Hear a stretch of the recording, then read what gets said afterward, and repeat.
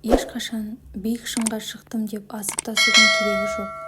Аяғың сәл тайып кетсе, жерден табыласың. Кімнің кім екенін басыңа түскенде білесің. Ешқашан ешкімнен кек алма, жай ғана кешіре сал. Өмір оған өзі-ақ жазасын береді.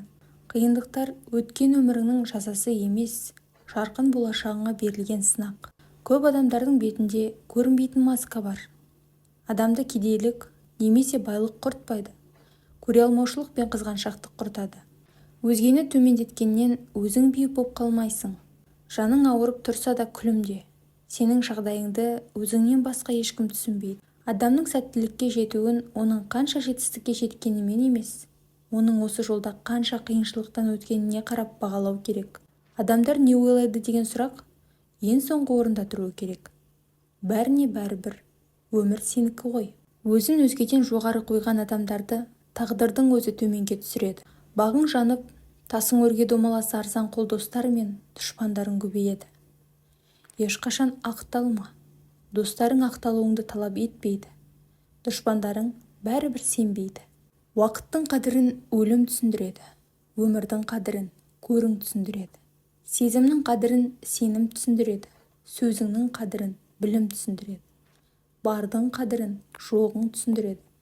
Бақыттың қадірін сорың түсіндіреді. Жақындарыңызға айтқан ауыр сөздеріңіз олардың жүрегіне шегедей қағылатынын біліңіз. Ол шегені кешірім сұрап алып тастасаңыз да, орнында ойық қалады. Сондықтан, шын жақсы көретін адамдарға көңіліне тиетін сөздер айтпаңыз. Өмірдің қиындығын көп көрген, көп нәрсеге қол жеткізеді. Өмірдің ащысын көп тартқан адам тәттінің қадірін біледі. Өмірде көз жасы көп төгілген адам шынайы күле алады. Өмір ең үлкен ұстаз. Егер Құдай басыңа қиыншылық берсе, сенің жеңе алатыныңа сенгені. Біреуді өсектемес бұрын, оның киген аяқ киімін киіп, оның жүрген жолымен жүр.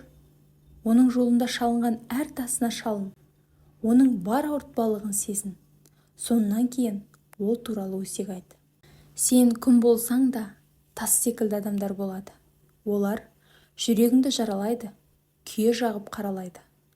Олардың алдында ақталма, себебі күнге күйе жағалмайды. Мен әлемдегі ең керемет ананың перзентімін. Ана әрбір адамның жарық дүниедегі ең жақыны, жанашыры, қадірлісі, қамқоршысы, ақ сүтін беріп аялаған, жанын да аямаған ардақтысы. Егер сізді өсектесе, қамықпаңыз.